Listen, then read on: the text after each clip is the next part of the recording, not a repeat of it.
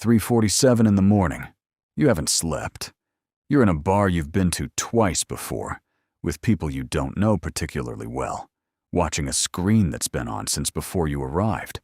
Your country just scored.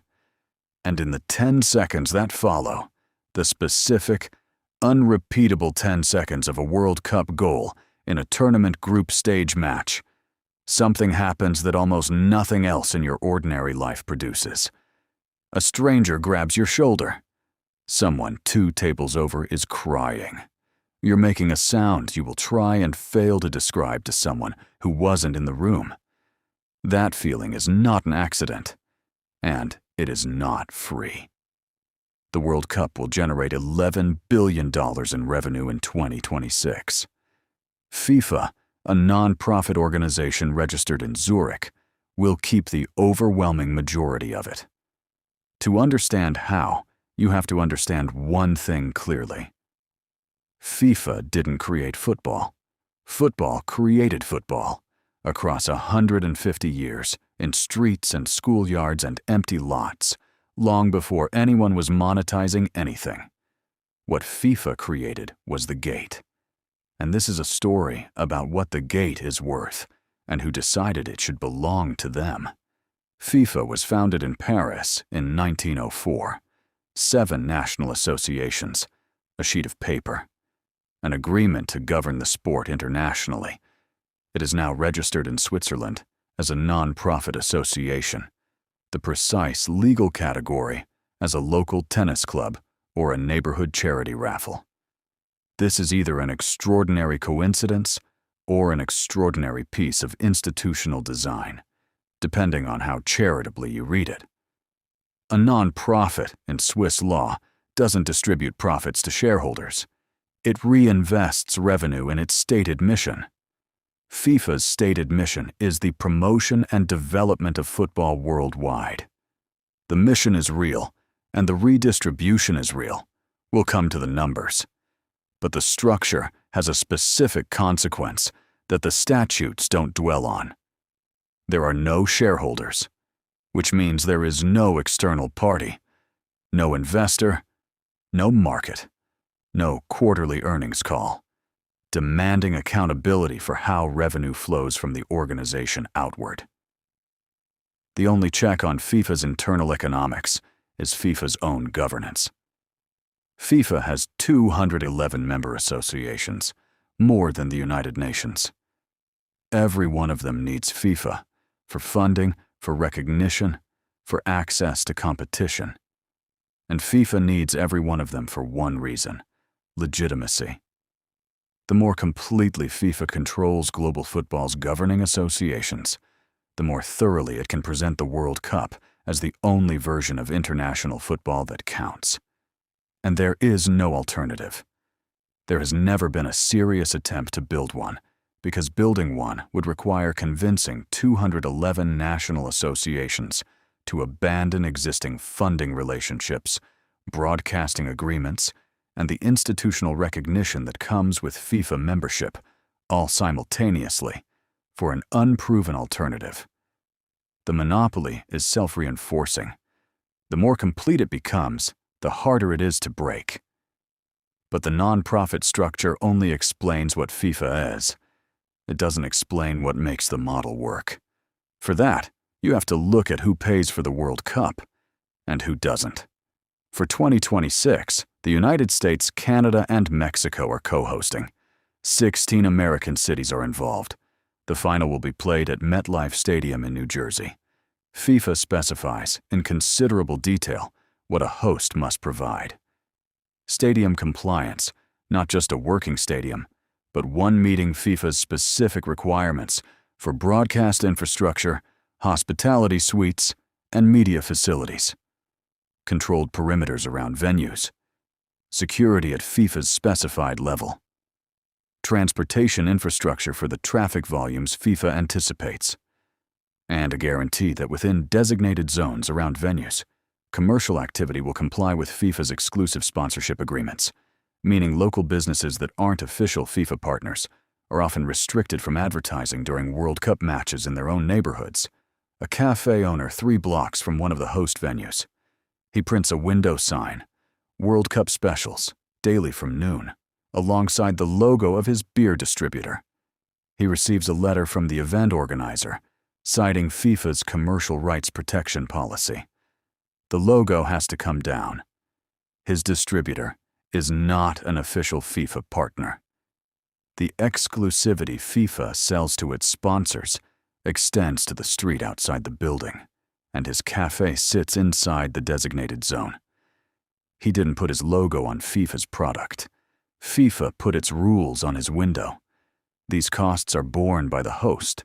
The revenue from broadcasting rights, from global sponsorships, from licensing, flows to FIFA.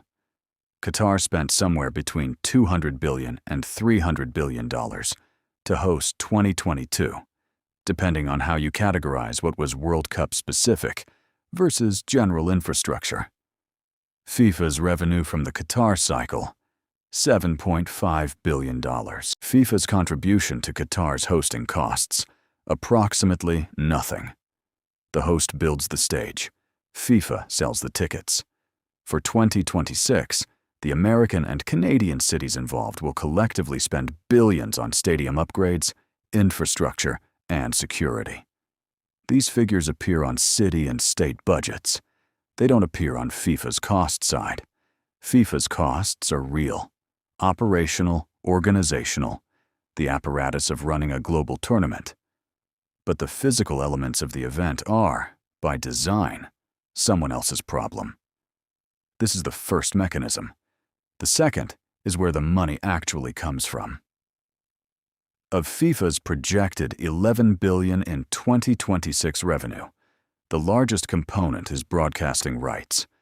Rights for the American market alone, sold to Fox and Telemundo, are expected to be worth roughly $1 billion. Global broadcasting rights for the full 4-year cycle add up to somewhere between $4 and $5 billion. Here's the mechanism. A broadcaster pays FIFA for the right to show the matches. The broadcaster sells advertising during those matches. The advertising is priced based on how many people are watching and how much they care. Which means the thing being sold, ultimately, is attention. You're 3:47 in the morning. The documented fact that a live World Cup semifinal produces one of the largest, most emotionally engaged, least commercial skipping audiences that exists anywhere in global media. Economists who study platform markets have a name for this: rent extraction, capturing value from an asset you control but didn't build.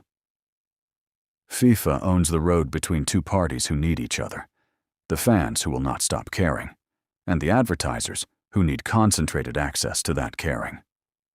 FIFA built the road in the sense that it organized the event. It did not build the landscape, the 150 years of football, played for free by people who were never thinking about broadcasting rights. What FIFA built was the structure that concentrates all of that pre-existing devotion into a single event, at a specific time, under its exclusive control. And then it rents out the space. $4 to $5 billion from broadcasting, from people selling access to a feeling they didn't create, directed at an organization that didn't create it either. The fans generated the value. The broadcasters packaged it. FIFA set the price. Kylian Mbappé will play in the 2026 World Cup. So will Vinicius Jr., and whoever emerges from the next 18 months as the generation's next unavoidable talent.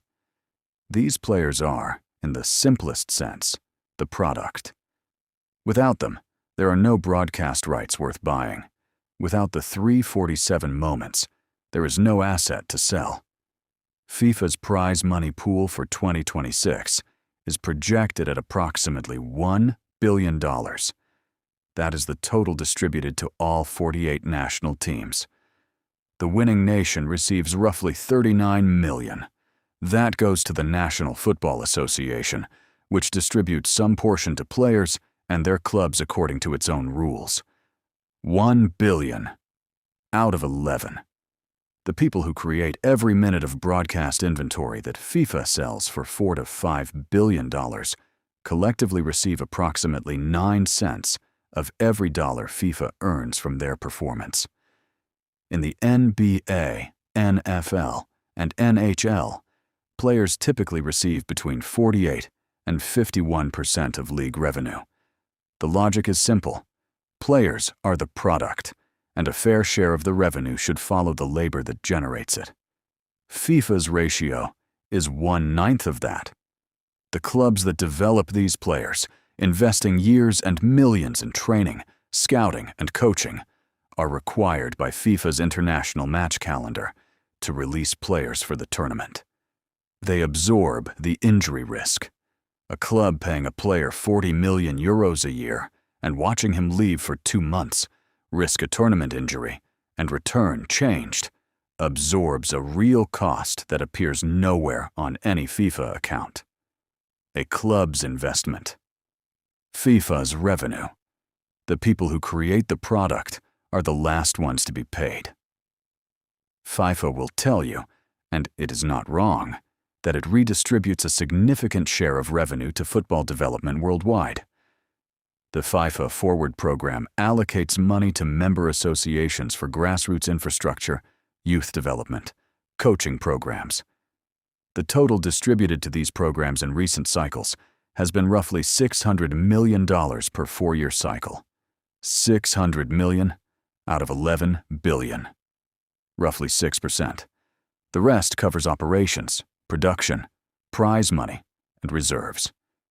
The internal allocation, executive salaries, institutional spending, leadership compensation, is governed by Swiss non-profit law, which does not require detailed public disclosure. Gianni Infantino's total compensation is not publicly reported with specificity.